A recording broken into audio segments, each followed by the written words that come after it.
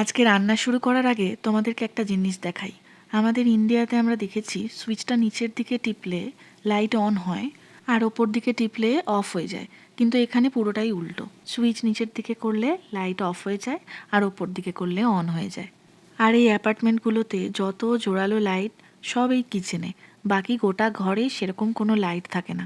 তবে কন্ডোগুলোতে খুব সুন্দর লাইটিং করা থাকে অবশ্য। আজকে জলখাবারে ভাবছি একটু লুচি আর আলুর তরকারি বানাবো। কাল থেকে একটু আটা ময়দা মিশিয়ে মেখে রেখেছি, আলুর তরকারিটা এখনই বানাবো। লুচির সাথে মিষ্টি মিষ্টি কুমড়ো আলুর তরকারি বা ছোলার ডাল আমার খুব প্রিয়। তবে রনও এইরকম চৌকো চৌকো আলুর তরকারি খেতে খুব ভালোবাসে লুচির সাথে, তাই ওর জন্যই এইরকম তরকারি করি। তেলে 5 ফোড়ন দিয়ে আলুগুলো ভালো করে ভেজে নুন হলুদ দিয়ে জল ঢেলে দিই। কিচ্ছু মশলা দিই না, খুব জোর একটা টমেটো, তাতেই এত দুর্দান্ত স্বাদ হয়। মুড়ি লুচি রুটি পরোটা যে কোনো কিছুর সাথে দুর্দান্ত খেতে লাগে। আমাদের তিনজনেরই তিনটে তিনটে করে লুচি বানাবো, কারণ তার বেশি সকালবেলা খেতে পারি না। আর খেয়ে নিলেও দুপুরবেলা আর খিদে পায় না। গতকাল থেকেই তো বৃষ্টি শুরু হয়েছে, আজকেও তাই।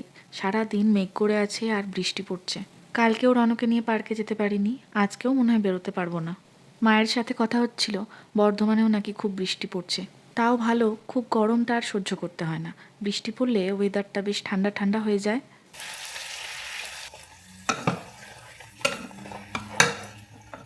গরম গরম লুচি একদম রেডি।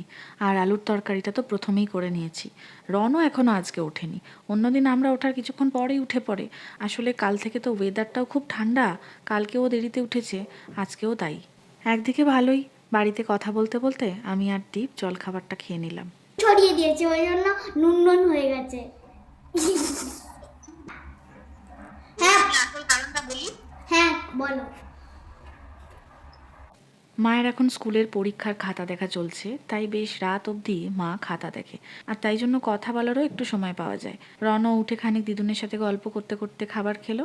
আবার ডিমান্ড হলো ওকে একটু গল্প পড়ে শোনাতে হবে।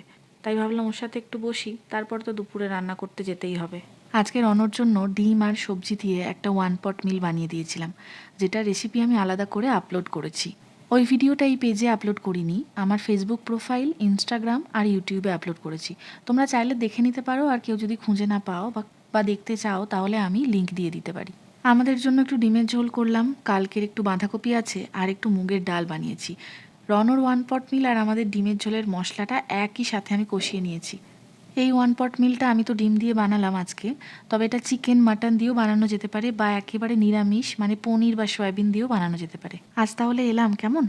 তোমরা সবাই ভালো থেকো, সুস্থ থেকো, আবার দেখা হবে আমার পরের কোনো ভ্লগে।